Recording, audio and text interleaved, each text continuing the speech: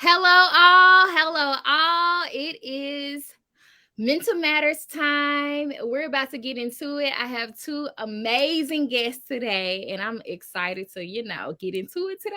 Oh my gosh, excited. But before we dig in, if it's your first time ever hanging out with me, my name is Sandra Porter, and I am the Chief Vision Strategist with Cultivated Connections Design and Consulting, while I help educators serve children by cultivating healing of social awareness and education through the arts. Y'all know how your girl is. And also, I'm going to toot my own horn. Beep, beep, toot, toot. I just finished 10 years of teaching. I'm real excited about it, okay? Because I didn't think I was going to make it that long. But it's been such a joy and a pleasure to continue to do this work, especially in the creative field of dance education and more. But today's conversation is the end of this Mental Matters series. And y'all, I'm a little bit sad. I'm a little bit sad. We're going to have to, do another series. I don't know what this series is going to be, or we might just extend this one. But for the month of May, we focused on mental health because it is Mental Health Awareness Month. It was also Teachers Appreciation Week and all that other jazz. So I just really wanted to talk about mental health this week, not this week, but this month. And all the special guests have been absolutely amazing. Thank y'all for trusting me and joining us on this platform. Oh my goodness. So if y'all hadn't had a chance to watch all of those, make sure you go back. It's on YouTube. It's not on Instagram. Sorry. IG is with the stuff, but it's on all the other stuff. YouTube, LinkedIn, Facebook pages, all of that. So make sure you go back and watch all of the glorious conversations that we had. We talked about planning. We talked about healthy eating and wellness. We talked to a fabulous music educator just on her journey.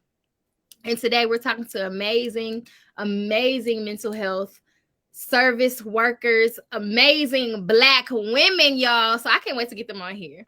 So let's get into it. I'm about to bring them on right now. Hey, ladies. Hi. So again, y'all heard me in the backstage. Thank y'all for me today. Like when I tell y'all my heart is full, it's full. And then talking to amazing melanated queens. Thank you. I try. We try, girl. No, we ain't trying, we doing. Doing, accomplishing. Right. Right. If it's anybody's first time ever being on this platform with me, just so y'all know, y'all gonna get the real deal Holyfield from us. Like, yes, we're all Absolutely. Black, but just because we're professionals does not mean we have to mask and code switch. So you're gonna get what you get, okay? Cultivated fam. So, everyone knows who I am, but I would love for you amazing women to just tell us who you are, what do you do, and who do you serve. So either one can go first. Yeah. Oh, okay. Go ahead, Santasha. Hey, my name is Santasha Wright-Homer. I am a licensed master social worker. I am a full-time therapist. I usually see adults, so ranging from like 20 all the way up. And we usually work with people who are experiencing anxiety, depression, and I also specialize in sex therapy too. So if y'all need some help, I'm right here too. um, but yeah, what led me to go into this field definitely was the stigma that I was seeing within my own community, right? So the stigma when it comes to, not acknowledging mental health within the household, and then identifying and putting that label under, oh, Auntie Nellie, she's, something's going on with her, without saying, oh, she has Alzheimer's, she has dementia. So that's what really led me into this field. I'm excited. Thank you for having me. I appreciate you, girl. But yeah. I am AK Harris, and I have been in the mental health field for over 10 years.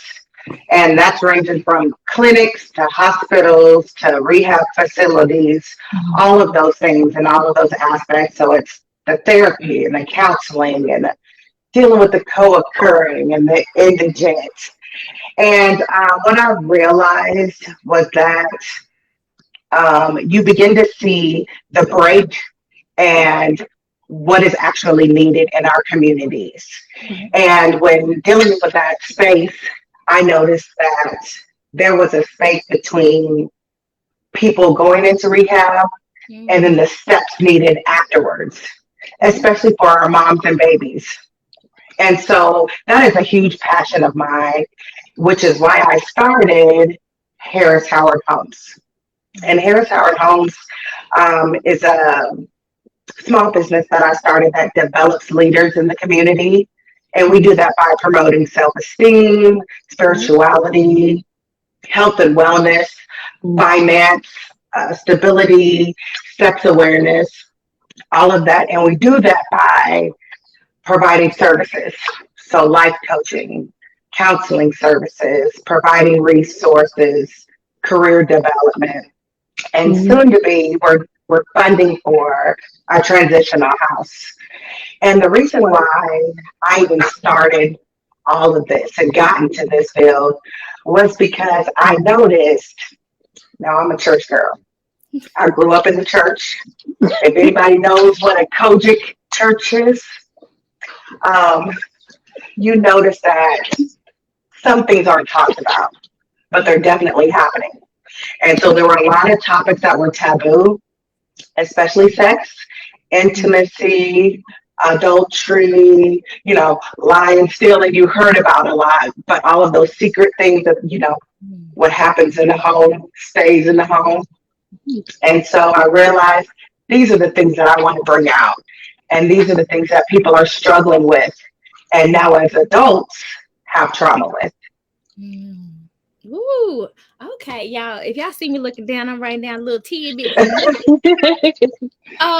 First of all, y'all are fabulous. Oh my goodness. Thank you. Thank So you. one of the reasons why I always ask that question is because everyone has a story to how they got to where they are. And what I always love to hear what inspired a person to go into the field of study that they have and to create this career because to be a service worker, as we all are, no matter the Yes. industry, we were put on this earth to serve to some capacity, right? Right. Of course, we were born this way. I'm a believer. The Lord made us this way, right? Mm-hmm. But Yeah. it's always something Under the light. pivotal that has drove you to that career, that moment, something. Right. For myself, like I knew that I was going to be some kind of educator. Now, what kind of educator, I don't know. But even as a kid, children gravitated towards me. Like my mama would call me, "You always babysitting somebody's child." We'd be at whole birthday parties, and here I'm looking at the kids, and that was me as a kid. So I knew that I Right. would serve children, just didn't know in what capacity. However, I've Right. also been very creative my whole entire life, thanks to my daddy and my mama. Thank y'all, parents. Um, wasn't until like college where I learned more about dance education and all that jazz, and realized that my community, North Memphis, which we kind of chatted about backstage. Yes. I grew up in North Yeah. Memphis, North, Sure. not south. North. If I'm in, put your thumbs up. Girl, no, it's all about the A town for me. That part, Girl, but there were Kansas. kids. See, I love these ladies, y'all. Come on, we having fun over here. But there was this moment, even as a youngster, where I realized there were no creative spaces for right. me and children that look like me. And when we moved, and I went to more of a suburban school. Hey, G Town people, if y'all watched the other week, one of my fellow classmates was on there. It wasn't Oh, until I realized like the true inequities that was happening in the educational system. Like, why this side got the theaters and the music programs and the dance mhm. programs and all these other programs and tutoring and all that. Right. We over here, we ain't got nothing. But Mm-hmm. I realized throughout my childhood and my own personal trauma was that creativity is what helped me and saved me. It really saved my life. The dancing, the drawing, the writing. I still write to this day, poetry and all that jazz. Right. So being in this work that's one thing that drove me to being a arts educator, and I've taught core content as well. But it was the reason what brought me back was I wanted children, especially children that looked like me, who could not have those conversations about their feelings and express themselves in that manner because of what you both just said, stigma and not talking about things in the community. And Right. I love the Lord, but the Lord made medical professionals for a reason. Yes. It's okay to do both, pray and Right. it's okay. But That we part. sometimes don't hear children, especially Black children, when they're saying they're stressed out or anxious, or when they're acting out. It's like, no, you're just bad. I'm like, no, it might Yeah. be something else. Yep. Yeah. Yep. It might be something going on.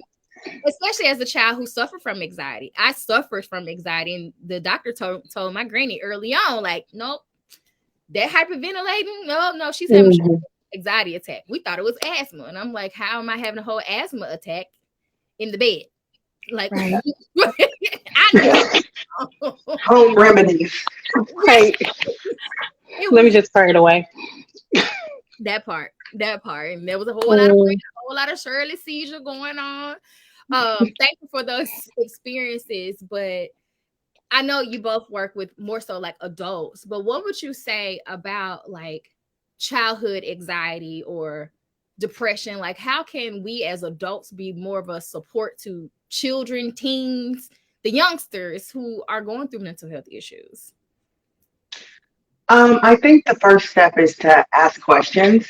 Mm-hmm. Uh, People have a tendency to, and I'm generalizing when I say this, even back in the day in our culture, a child needs to stay in a child's place. And so if I say something, that's what goes. And if a child asks why, or they're frustrated or they're confused, and we don't ask, well, why are you confused? Well, why are you frustrated?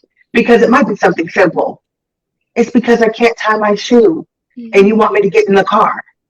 It could be something simple like that. So asking the question and being transparent and then being direct on how to solve that. Mm-hmm. I agree. I definitely also think too being able to practice some of those self-care techniques with yourself and then with your kids as well too. Being acknowledging that mommy, daddy, we also have some issues going on too. We're tired, we're stressed, and this is how we cope with this. This is how we do things. We may do some deep breathing. We may, play some video games to get our mind off of what's going on. Hey, why don't you invite the kids into your space too of that self-care and just that deep breathing once you get to know yourself too as parents and as teachers too. Find your own way of being able to express yourself, get all those stressors or all those things that's kept inside, express it, and then show other kids how you express it in a healthy way too. So I I would definitely definitely say that. I had a moment, it was about 3 weeks ago, where I felt very overstimulated. And I also have ADHD as well. And it was just a moment where I felt I was on edge, like really like, oh my gosh, I don't even want my clothes to touch me. But of course, we can't get out of our clothes at work, right? Right. So there was a moment I had to go into this fourth grade class, and they were just really loud. Being children, they were just like really, really loud. And I just had to have a real conversation with them. I said, scholars, can we all just take a moment of rest? And they know, because they know me, Hmm. I'm not okay. And one of my sweet babies, she was like, Miss Porter, are you all right? And I was like, no. Yeah.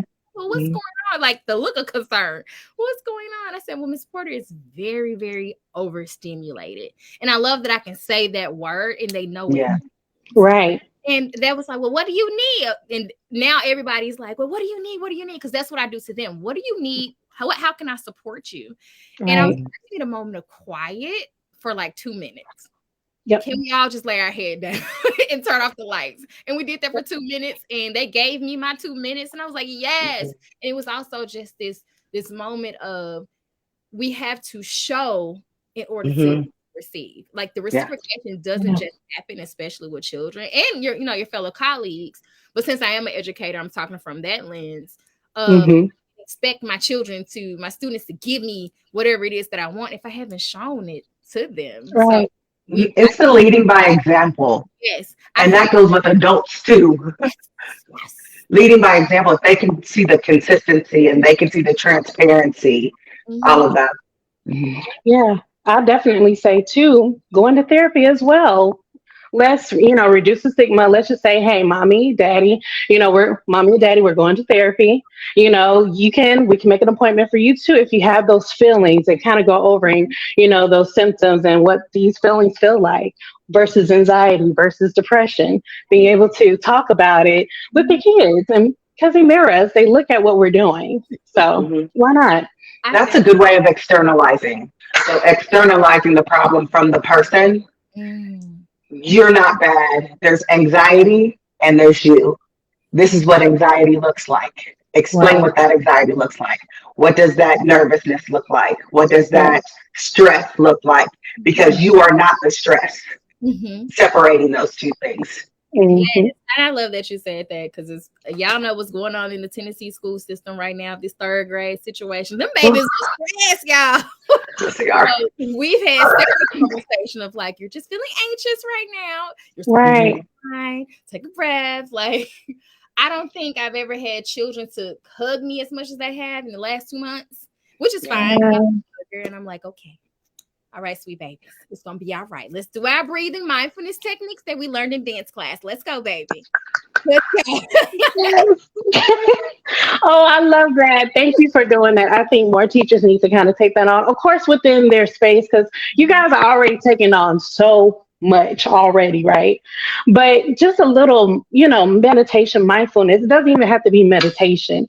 Mindfulness can be in so many realms if you want it to be, with doing a group activity or just, like you said, just breathing, Yes, just stop. taking a deep breath. Right. Even music too. Mhm. Dance. Oh my God. There's so many ways just to be in the present, be mindful. So thank you for doing that. Thank you. It's a must. And I tell the When you children, said you implement creativity, are you, I know you mentioned dance. There's also, art therapy and play therapy, all of those things that are kind of tangible. They can use their hands, the sand and the kinetic sand, different things like that, Play Doh, mhm, Yeah. and mindfulness, just walking outside yep, without your shoes on, yes, on the grounded, grass. Feel Yeah. the grass, feel the wind, feel the sun, and be able to plant yourself. Put mhm, Right. yourself back into the present. mhm, Calm your nerves, mhm, calm your body, mhm. Yes. and then start again. Yep, Yeah. color. Like that's my Mhm. go-to. Definitely. Let's go get some markers, and we're just gonna color and Yeah. draw. That's Mhm. Yes. yes, yes, and I use a lot of those techniques even as a core content teacher too, because we are talking about education all the time. Like we're reading, we're writing, we're reading, we're writing. I'm like, oh my gosh, y'all going crazy. I'm going crazy. We got to stop. Let's color. Yep. Yep. Make sure you have that adult coloring book. Make sure, and then also too, you can also create your own music playlist also. So I know I tell my clients to have one for when you're, hiding, and you can have another one when you're just wanting to feel inspired, wanting to feel spiritual, a gospel one, right? So you can have all these dedicated playlists, and even for your kids too. Okay, when music starts, okay, we're gonna just be quiet and just focus on our breathing, Mhm. or we're going to focus on these ocean sounds, or we're going to focus on what it could be anything, Kid Cudi, whoever. But we're going to focus on the instruments from it. It can even go down to little details of instruments, and can you hear the violin in the background of that song, or just being able to pinpoint that and then focus on that throughout the whole song. A good tip for mindfulness when it comes to music. Yes, I absolutely love that you mentioned that, and I love that we kind of just naturally were into this conversation about like creative therapy. Santasha, you just gave us some techniques about the different playlists. I never even thought about it like that. I have a bunch of playlists all over the place, Yeah. but I never thought about it like that. That's just how my brain works. I compartmentalize everything. But what are some other strategies from both of you ladies that you have taught your clients to implement that's in regards to like creative therapy, especially on the adult side? Like we kind of went down this road for children, but what about the adults, like us teachers? Because we're going crazy right now. I think when you're thinking about creative therapy, you always kind of parallel that to self care. Mm-hmm. And so when you're thinking about self care, there's so many aspects of self care. You have the emotional self care, environmental self care, financial self care, social self care, spiritual self care, professional self care.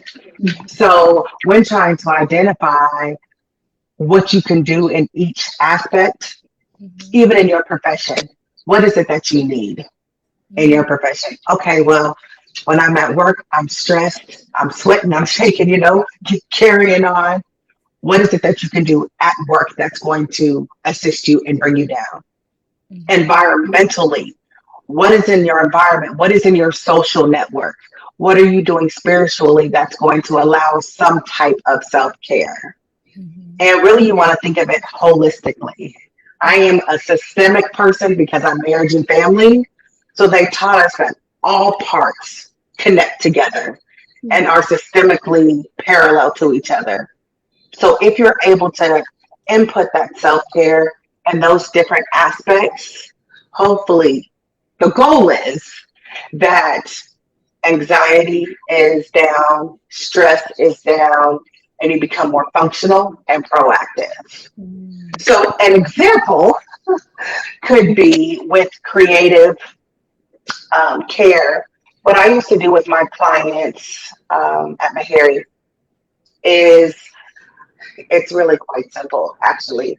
I would put a piece of paper in front of them and I would allow them to choose any type of utensil. So whether it was a pencil, a pen, a marker, a crayon, whatever it was. And I would describe something to them. I would just describe it. And they would draw what I described. Mm-hmm. And each person would come up with something completely different. They Mm-hmm. were all I would say maybe a big circle with a triangle and some sun rays around it. Some people would have a huge circle and the sun rays around that, a triangle in the middle, a triangle on the outside. So it's just seeing the different aspects and different ways that they're thinking and then having them explain that. Mm-hmm. Why did you come up with this? What was going on in your mind when I was saying these specific descriptions? Mm. I might have to borrow that technique because I like that. Right. Mhm. Yes, yes. Yeah.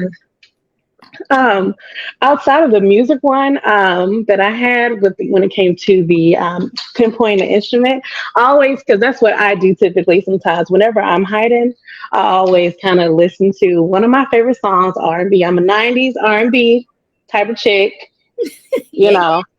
So I just love listening to like just pinpointing one of those instruments, right? My favorite is like the bass. So I can listen to the bass and it sometimes because it's so low, right? It's Mm-hmm. hard to kind of get or kind of, get your ear to. But once I get it, I'm hearing it. And then I'm identifying the frequency of it, right? And I'm just pinpointing just that. And I'm trying to make sure that I'm not thinking about anything, that I have to do, right? Or anything that I've done or, oh, I shouldn't have never done this. No, no, no. No, let's just focus on this particular baseline. Another thing that I do, a lot of it that I'm going to talk about is more so trauma work.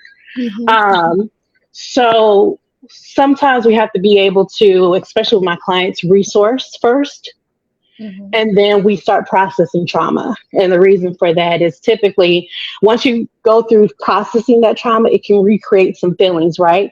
So now, because we had the foundation of resourcing, you can go back into those skills that we talked about, the coping skills. One of those resourcing tools that I like to go with like to do with my clients is pretty much identify that safe space.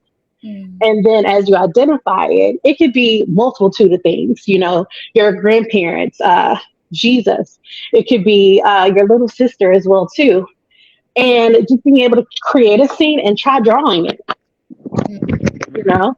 So when you are feeling heightened and you are feeling like, okay, I'm feeling triggered, I need to deep breath, I need to breathe, then you can already look at that picture or have that picture in your mind that you drew. Okay, it's Jesus with his hands open. It's my little sister right next to him, those type of things as well. So that's how I like to kind of add the creativity to it when it comes to my trauma work stuff too as well. So yeah. I love that. A friend of mine and I, we often talk about like just the the educational trauma that we as educators feel and have felt throughout this Mhm. entire experience. And how, and I feel like this also happens with just people in general, but specifically Black women who just so happen are service workers or teachers or all that. We still show up even when we're not well. Even when we're Yes. not well. And some people would be like, "Oh, you're so strong. You're so resilient." I don't want to be strong. I don't want to be resilient. I I have, am not resilient. Help me. Help me. I am not okay. but even I think it's this conversation of one, we have to stop masking. Like I can own that. We have to stop masking and saying that we're You're not right. that we're not okay. But I also have to say this. Sometimes we want someone to know us well enough to be like, sit your tail down, you ain't all right. Mhm. You got the Holy Ghost. I was telling somebody today, this very day, I said, I wish someone knew me well enough. And there are people that know me well enough, but I'm just generalizing again. I wish somebody knew me well enough to be like, I know that you're saying you're okay, but I know that you're not. Mhm. Right. I know that you're saying you don't need this, but I know that you do. So I'm just going to do it. Yes. And Right. that's what I would do. That's what I would do. I have a friend that won't take money and I know she needs it. So I don't ask her if she needs it. I just give it to her. You know what I mean? Yeah. Because again, you're going back into the strong Black woman. Yes. And no, no, no, I'm going to make it through. And we will dig our heels in, be 10 toes strong on that ground while suffering, Right. trying to make it. And you might be making it, but you making it like this. You Yes. floating and just your head's above the water. So you're breathing, you're Yeah. alive, but Yeah. somebody might have a life jacket to throw you. Take the life jacket. That Yeah. exactly. Like an example of this, and I've kind of touched on this throughout this entire series, which is why I'm so passionate about talking about mental health, especially mental health and education, mental health for Mhm. us Black women. It's because like 2018, lost my grandfather, went through a very, very serious depression, like serious. It was bad. But I still showed up to work every single day, teaching the children how to read, Yep. doing the things, showing up. Because that's what I thought I was supposed to do. Like, oh yeah, if I don't come to work, the children are not gonna learn how to read and get their interventions and all that jazz. Mhm. Yeah, I went down that rabbit hole. However, I learned from that because when I tell y'all it was bad, I should have went to therapy then, but of course it was one of Now, the Tan, Of course you didn't. Of course you didn't, because the children had to learn. because the children had Yep, to because the children had to learn. you now you know how I feel now. learn.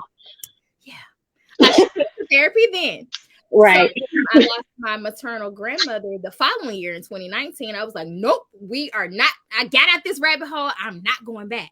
So I did that very different. I took off of work, did all the things, and of course COVID hit, and I was like, yes, I'm not gonna lie to y'all. I hate that the detriment that COVID caused families and the illnesses and all that. I hate that.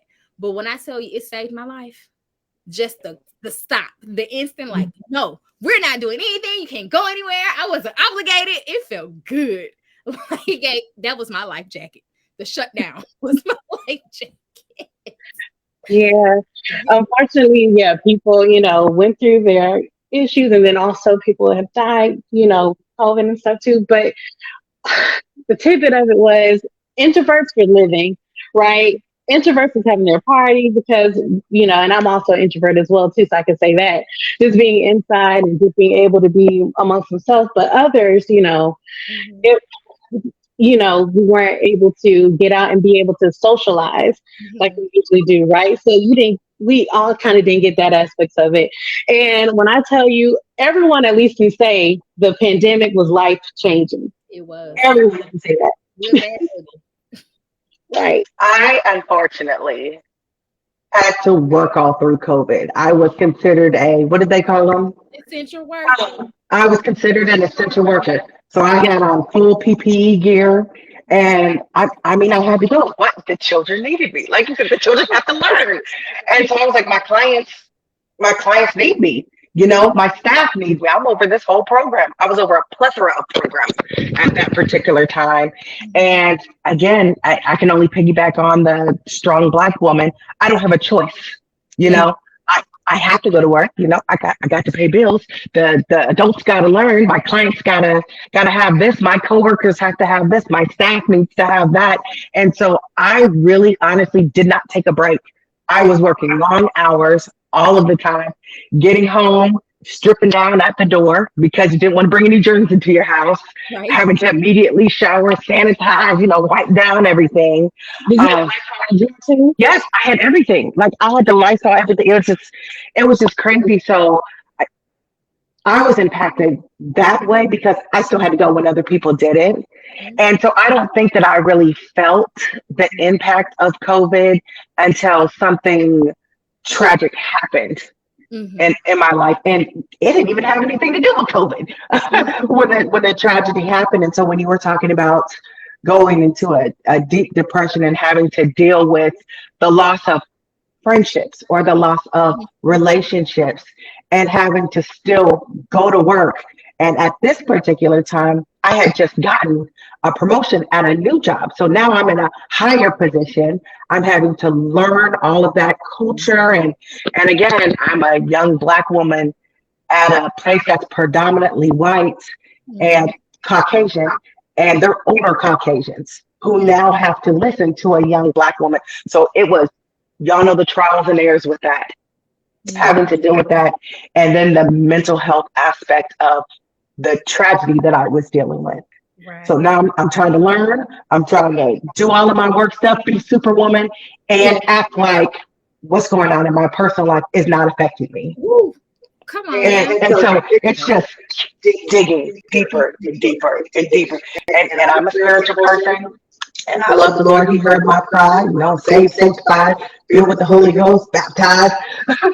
And but it was difficult for me Mm-hmm. to even pray appropriately to where I believed He was going to get me through this. Yep. Because you wouldn't do me like this. I'm your child. Why am I going through this? And so, really bringing it back to the systemic part. Mm-hmm. Am I getting the mental health care that I need? Am I attributing some of the self care tactics that I know? And as a counselor, as a life coach, as a therapist, I did none of those things for myself. I feel But I that. was great at giving it to others, even throughout the process. Oh, Mm-hmm. girl, you're going to make it through, and here are some steps you can take. So I knew the steps. I knew what I was going through, but I had the hardest time implementing those things in my personal life. Right. So for the teachers that we're talking to, please remember that not only are you teachers for the students, but you're teachers for yourself. You Mm-hmm. have to instruct yourself and make sure that you're implementing those things, because if not, we are going to be no good for the people that we're trying to help and doing the mission that God has asked us to do. Amen, girl. Where the collection plate? Come on. Well, Say, we My cash app is. right. we're gonna pop that down in there because that was right. Yes. And I love that you mentioned the constant, like, we're constantly showing up and we give all the tips, tricks, everything. That's me. I give the tips, tricks, all the things. Yes, because we know them. And Right. then when it's time for me to take them in, I'm like, nah, I just don't. I knew about the therapies and that the district pays for therapy. I did finally go to therapy, y'all. I did finally go. Not when I should.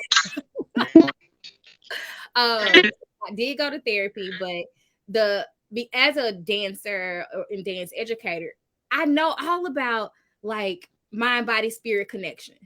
Like, girl. So it wasn't until I want to say that was the top of 2020. No, maybe it's top of 2019. It was top of 2019 where I just went on this like not health, but movement kick because I know movement heals, right? Yes. And I know how Yes. good it feels to my body. And, we know all the science about the endorphins and all that jazz, serotonin, Yes. all the happy chemicals, right? But, Yes. Oxytocin. Yes. Yes. right, all that. So I was doing it for I suffer from chronic hip issues. So I was like, let me just go ahead and do my stretches, get a little mobility back over here in this right hip and all that. But what came out of that experience, it was end up being 98 days. I'm still mad about my 2 days. But at least got 98. Give her that. 98 better than zero. Right. True. But what I can definitely say was it became a spiritual journey for me. And I never understood when people would say yoga is so spiritual, because to me it was like it's exercise. It became spiritual journey because I remember I watched Yoga with Adrian. So those of y'all who like yoga, do it at home. Yoga with Adrian. Oh, she's so beautiful. Yes. And he was doing Oh, yeah. that release. And this particular one, it was the tree pose, and I lifted my arms and just started just boohoo crying. And I was like, oh my goodness, why am I crying? I don't know. But it was something that I needed that I didn't know I needed, and that I didn't know would come out, of course, in that moment of just stretching my arms. Like I took a deep breath and just started crying. Yes. Oh my God. Yes. So when I tell you, when it comes to dance and just even stretching, right? Yes. Just stretching, being able to just get all those things out and the day, all those things is very important. I'm so happy you said that. So yes, you already know that when I was in high school, I used to dance too, right? So a lot of my stuff kind of stems back from that too. And I also have a colleague who's a dance therapist also. She's a movement therapist. So we actually have that at Gaia Center as well. Her name is Victoria. She's so beautiful. But I think it is important to have that mind-body connection as well too, right? Like you said, you have that moment where you're able to go into tree pose and just everything's paid down, right? So when it comes to just being in the day and just after work, being able to just stretch it out, right? Lord. I'm doing something right now. But being able to just to get yourself and just kind of stretch out the whole day. Even when you're in the shower too, you can always go in the shower and mindfully take a shower, right? So being able to imagine the water just kind of dripping off your body and imagining all your stresses coming down and going in the drain, similar to that water, cleansing yourself, right? So you can put yourself in that type of moment too and mindfully shower, mindfully stretch, So I like that because it reminds me of body awareness, which is a mindfulness technique. And just when you guys were talking about, pains in the hips and different things like that, when you connect your physical well-being, your spiritual well-being, I know I always go systemic, your spiritual well-being, and even your mental health, your mental well-being, psychological well-being, when you're not taking care of one of those things, it manifests itself in some type of way. And it can manifest itself physically in your body. And the body awareness, just kind of like what Santasha was saying, piggybacking off of that, taking a breath and making it quiet time, acknowledging, any pains that are in your body. How do your feet feel right now? Kind of move it up to your calves, move it up to your knees, move it up to your thighs, move it up to your hips, acknowledging each part of your body all the way up.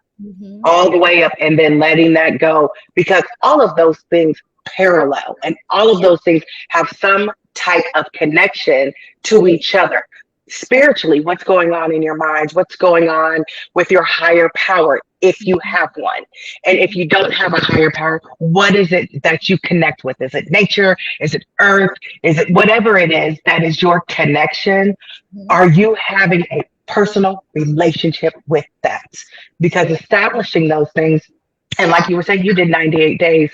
I've been working on my physical health because that's important, and while I was just doing that, it was just exercise at first, exercise. And then I was like, okay, well, let me do some nutrition in this too. So then I started adding the nutritional part in there. And then, while I was doing it, okay, well, let me make sure that I'm praying while I'm doing it. And so then the spiritual aspect came into play. Okay, well, let me listen to this educational podcast, or let me have something playing on the television, anything like that. So not only am I addressing my physical well-being, I'm addressing my spiritual well-being, I'm addressing my mental help and capacity, and all of those things start playing together. Now my energy is up. I'm getting more educated every day in my field because those are some of the things that I'm listening to. My spiritual and personal relationship with God is getting stronger because these are things that I've decided to make consistent and make a pattern. You know, Mhm. play it out in your day. How is your day going to be organized? How are you going to be productive? And Right. again, piggybacking onto the teachers, what are you doing throughout your day and what have you strategically planned through Okay. your day to address your self care, to address any of the issues that your students are having? And it doesn't even have to be a lot of things. It could be one thing that you decide that you want to address with your students today because they have 1,500 issues. Pick Yeah. one. And Right. that's solution focused. Your ultimate goal is to decrease the stress and decrease the trauma with your students and with yourself. And in order to do that, pick small things. It's small steps to Mhm. reach your final step and to reach your final goal. Mhm. Especially if it's just 5 minutes within your day, right? Because I know Mhm. sometimes we can get on ourselves. Dang, I didn't do this. I didn't do that. If you just give yourself 5 minutes to just take a deep breath, you're starting somewhere and then building it up to, okay, well, I'm going to listen to this. Then I'm going to take a deep breath. Building yourself little by little, right? And just creating that enough time so you can go into your self care technique or your self care routine and building that up. Oh, I definitely agree with that. And I love that you mentioned about like as teachers, find those moments of self care. Mhm. So I would Yeah. say Absolutely. last 2 years on my planning period, I still do my work, my planning period, but I started sitting in my car. Literally got a lap desk in there with the Mhm. little adapter from my laptop because, like I was mentioning, I will become so overstimulated that I'm Mhm. like, oh my gosh, I can't think straight or come home with a whole attitude. Now I Yeah. tell people I got married to stay married, and my family Yes. deserve that of me coming home and I'm just like tense and like and rah. You know, I'm very Mhm. conscious about the energy that I put out, right? But Right. you know, when you got a person that you're married to who's your best friend, he gonna tell you like, so every time you walk in the door, you take a big huff and a puff. What is going on here? It's that Tasha No story, and like, Oh, yeah. yeah, he checked me with love, and so I had to figure another way to do this work without Mhm. bringing it home. Of course, as an educator, there'll be days where I do bring it home, but not energetically. Yeah. Physically, yes, I might have to grade some papers or used to do things like that. Cool, fine, and dandy, but I was working to not bring this heavy energy home all the time. Mhm. And that was the thing that helped. Sitting in my car. When I wasn't Changing teaching that environment. my car. When I tell you your car is your home away from home, And is. oh my God. Yes. As long as you're parked at a safe place and a safe environment, Yep. yes. Being able to utilize your car and just taking a deep breath and just being able to just, Mhm. you know, Yep. It's uh, saved it's good. my mental health as an educator for the past 2 years. That's been my thing. And I would definitely say you was talking about the physical education, Miss Harris, and it was not physical education, but physical activity. So when I Mhm. was in kindergarten, I had bought a Fitbit because I was like, how many steps am I taking a day? And I was Right. averaging Right. about 20K because we Mhm. got kindergartners from Yeah. 7:35 to 4 o'clock at the time. Yeah, it ain't no sitting down. Woo! Praise the Lord for a short event. Hallelujah. But there was a moment where I kind of fell off of that step amount. Mhm. Mhm. Yeah, so I made it a competition. I would write the number on the board of how many steps Yeah. I'm at by lunchtime. And because the children were learning place value, yep, I upped the rigor on the little kindergartners. Yeah. We learning Yeah. thousands now, baby. I'm sorry. We finna learn how to say this, okay? But I would give them a competition. Well, I would compete against them rather. So Mhm. I would tell them in order for Miss Porter to meet her goal of 20,000 steps, and of course, so they can actually see what that number look like, right? I would tell them, keep your chairs pushed in because I'm going to walk and I'm going to walk fast. And they loved it. One, it kept them on task, but it also helped me to meet a goal. It was also a moment where I hate drinking water. I'm doing good because we got the water right here. I hate She drinking water. does. She does too. I don't She like hates it. Ooh, I I can't stand. don't like it, but I know I need it. So Yes. So I got ugh, new kids on it, y'all. Kindergartners don't forget nothing. So I had an app on my phone. So teachers take this because y'all know we struggle to drink water because we don't have the time to drink You know water I or got an app. to pee.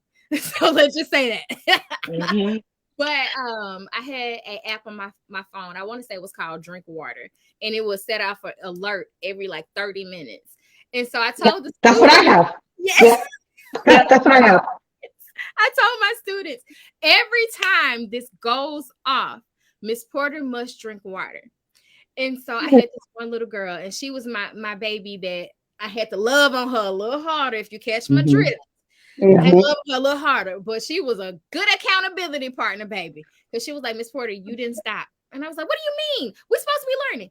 The alarm went off. I was like, And you need to drink your water. ooh when I tell you that baby, she gave me a run for my money, but she was the best accountability partner ever because she made sure Miss Porter stopped to drink her water. I miss her. I need her now. Cause whoa. So teachers, parents, tell the children Mhm. hold you accountable because they're gonna hold you accountable. Yes, they will. Accountability is definitely important. When you were talking about, you were taking accountability on when you get home, Mhm. ensuring that your attitude is together. Something that I think is very important with any type of professional, inclusive of our teachers, um, which is compartmentalizing, Yes. being able to compartmentalize work, compartmentalize Mhm. what if you're in school, compartmentalize your personal, your marriage, your children, all of those things, so that when you're dealing with the professional aspect, pick a time. Okay, it's 5:30. I'm going to go ahead and shut down. Now, easier said than done. Again, I was horrible at it, but I was great at teaching it. Mhm. But I had to quickly learn when I was over a whole clinic, that because I was working all hours, I would go home, take all of my stuff with me, open my laptop back up because you're on call 24/7 usually in the healthcare field. Make sure my ringer is on because if it's on silent, I'm gonna miss it.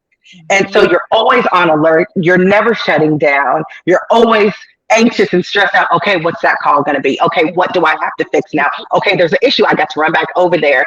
And so I had to learn, one, I had to get accountable people Yes. under me. My staff had to be accountable and had to be reliable. And so never really got to that point. I had a few, but ones that I could, I would tell myself, all right, it's 6 o'clock, close your laptop. You can keep your phone on if you want to, but I had to pick things to shut down. Don't take any more notes now. All right, go ahead and turn this off. Okay, go ahead and do this. And I had to intentionally and purposely do those things. So, teachers, close the notebooks. Hey, shut your phones down. Close any of those worksheets that you're doing and intentionally do that. Set the time to stop, because if you don't stop, you'll always be running and you'll always be tired. And you're pouring out, but who's filling you up? Okay? Woo. Give yourself time to be filled up, kind of like a Brita water filter. You pour that water in and it drizzles on it, ensuring that you're having people, your social network, your spiritual network, that you're having individuals or activities or self care activities that are filling you up because of how much teachers and educators pour out to others. Mhm. Yes, ma'am. Mhm. Woo.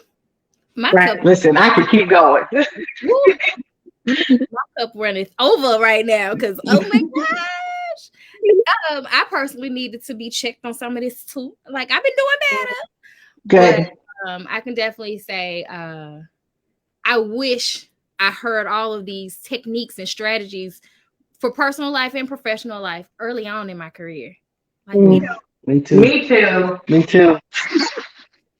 So with that being said, what has been the best piece of advice that you have received in your own career to sustain?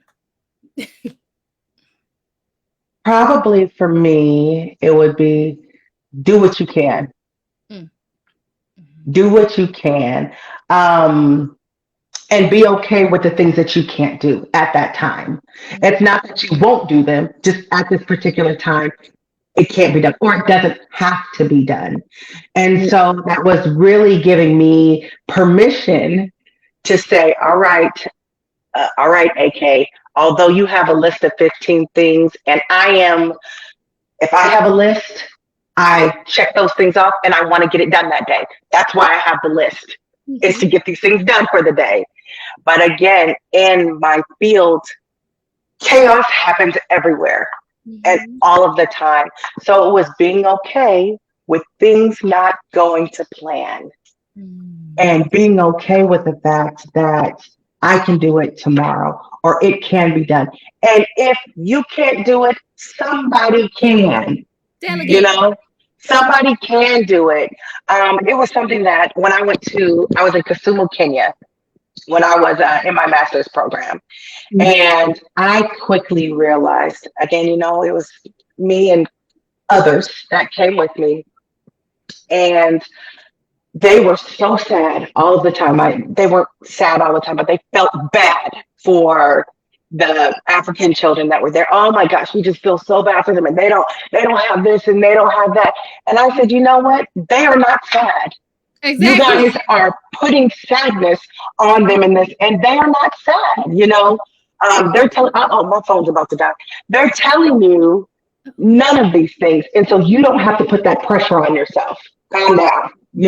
Do what you can while you're here, and then go home. Mm-hmm. Right. Definitely for me, creating boundaries was a life learner for me when it comes to this field. And just overall personal life too. Being able to say it's okay or being able to tell myself it's okay to say no. Right. And when it comes to this field, there's only so many of us, right? So we get asked too, hey, can you see this client? Or hey, can you do this? Can you do that? And it's like, yes, yes, sure. And then as a social worker, we're always like a change agent. So Mm-hmm. we want to save the world if we could, right? We really want to save the world. But knowing that, okay, I can't do this on my own. So asking for help, one. And then another one was also saying, oh, okay, I'm going to get AK back to. Okay. So being able just to say that, okay, I cannot do this and I am still the person I am. I'm very professional. I know my stuff. I need a break, Mm-hmm. you know? So it was that for me being able to create healthy boundaries as a professional and Mm-hmm. as a mom. So when like the transition of going home in my car, I create a whole transition. I'm going to be sitting in my car when I get to work. Yep. Okay, I'm going to leave it here in my mind. I'm leaving it here at my Space face at the and Life life. Center. And Mm-hmm. then as I'm Um, driving off, with listening to my my trap music or or my R&B or or just the anything, I'm I'm going going off home. home And and I may have to do some laundry when I get home. I I may may have, you know just be a be away wife to my from husband and a mom to my my son. son. So, just Mm-hmm. Making sure I create healthy healthy. boundaries within my field was definitely something I had to teach myself. Yep, and I definitely agree with that. I love that you mentioned the word boundaries. Like that's been a big word as a wife, a daughter, family member, all those hats, Mhm. as a educator and as a business owner. So Cultivated Connections is my education consulting business, and it's been bigger than I thought it would ever be. Trying to balance all of what comes with being a entrepreneur, and what does it mean to trademark, and learning about that and finding the funds to do that. Yes. What does it mean to be a social media person? And I love social media. Social media is fun to me, but that takes time to do and develop. What is the newest lead magnet? What email campaign am I going to send out? What PD am I going to teach? Like, it's like, okay, girl. I just now Now, woo, I have no idea nothing I'm about in the social process media. of it, so I understand. I I get get But it's fun. I'm not gonna lie to you. Um, I have learned more about what it means to create boundaries, to do the yeah. things. whether it's like when I tell you work stays at work, I think this past couple weeks has been the only time that I've brought that energy home. Why? Because it's May and we're just finished testing. They hit another test and we got graduations and celebrations. So August and May are usually the heavier months, beginning of school, end of school. And I own that, and I give myself grace in those moments to feel the things that I feel. Like yesterday, I know I slept all day. I know I slept all day. night. Your girl was tired. Yeah. Allowing myself to do that, because there was a time I would not. Anytime I had a moment where I wasn't doing anything, I would feel guilty. And I'm like, no, rest is productive. Like, no, it's okay to sleep all day. Girl, you've been running for 10 months. And that's And person. yeah. And then come back to the moment. Like, we gotta save the day. we got to push through. You know, that's supposed to be aside as well, but we have the best the myth. And okay, nothing that is a myth. You know, because I mean, when we were growing up, we really didn't have Black women who wasn't just say, I'm just tired of you. You know, I don't remember in my lifetime seeing any Black women on TV saying, I'm out. Right. I'm out. No. I agree with that. Like as you were saying that, I'm playing a mental Rolodex of like, when did my people, the matriarchs in my family, ever take a break? Yeah. Barely took a break when they was sick. Right. I remember my grandma just cooking for all of us. When we had 2 people in our family, and her just huffing over the sink. Grandma, no, I got it. No, you don't, Gran. You know. right. So we have to be able to learn ourselves and get practicing on ourselves. And then our children too, because they're what we're doing, and they're going to be like, oh, I can't take a break. You know. I can't just go. I can't do all these things that I can't do. Even if I'm not good with the past, I can do it later. You know. Yep, agree. Ooh, y'all, this has been amazing. Oh my goodness, we have hit the hour mark, and clearly we can stay on here all day. Yes. I always talk about an hour because I'm like, yeah, it's gonna be about 30 minutes. Nah, because the conversation get real good. So I always talk about an hour to just let us organically talk and organically speak. So my last 2 questions for you, beautiful, amazing queens. We gotta do this again. I'm gonna figure out another. We might have to do this bad boy live, honey, in person and in living color.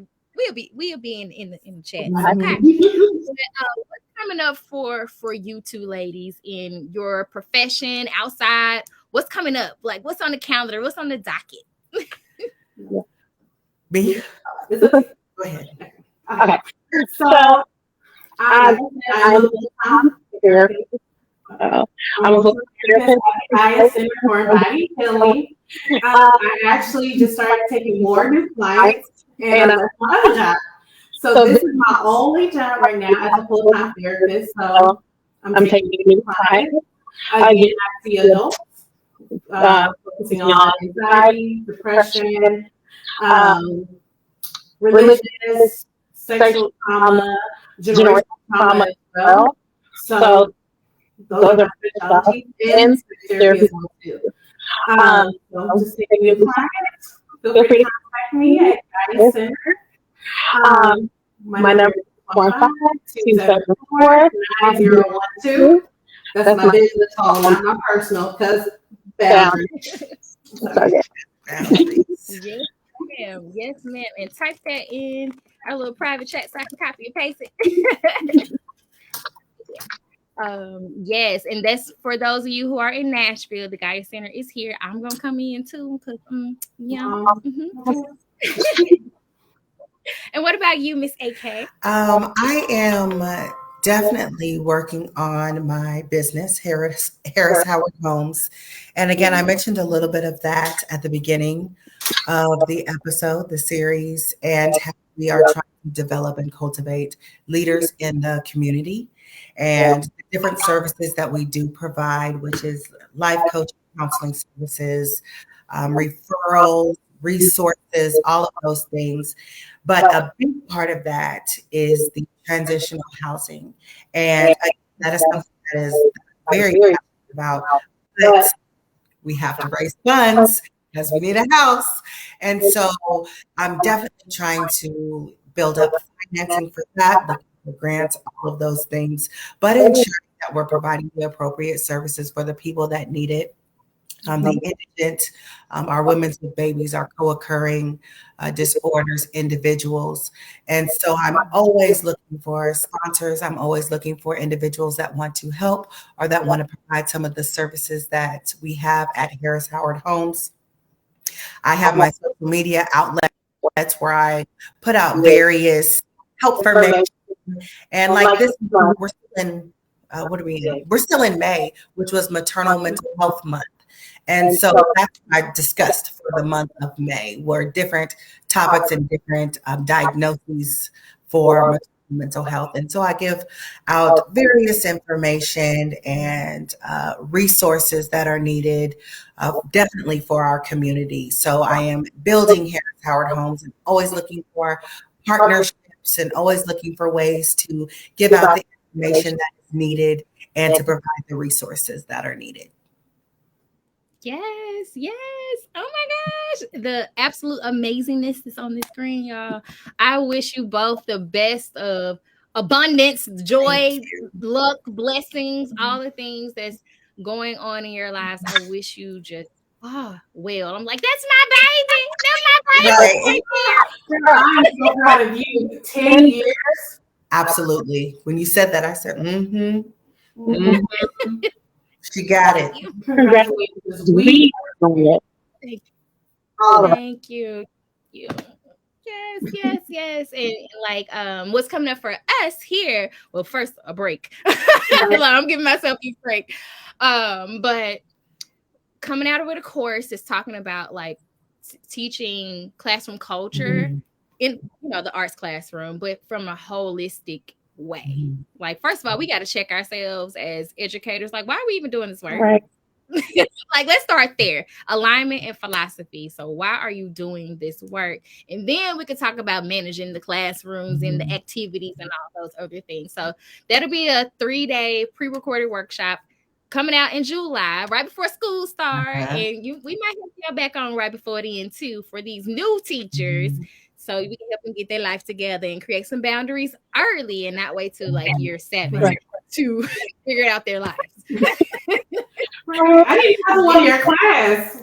You said what? I one of your class as a dance educator because I didn't know we were teaching dance.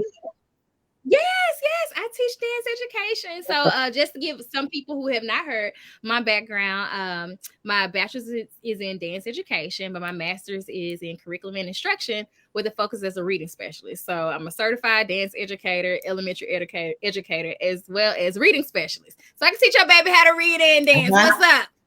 Multi-talented. But I've taught 6th grade science and social studies. I've taught middle school dance. I've taught kindergarten and got back into dance. Also served as an instructional lead for enrichment. So I'm all over.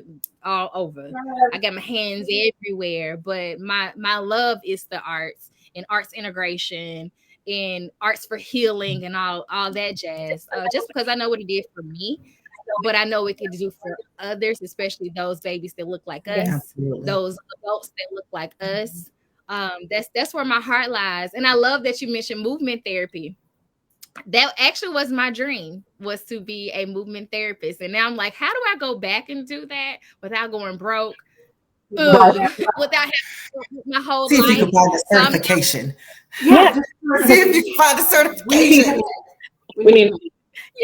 So link me because that's one of my I love movement therapy and all that brings, somatics, Feldenkrais, like the Alexander technique and like how it heals the body. You can naturally heal your own body, which we already know that, right?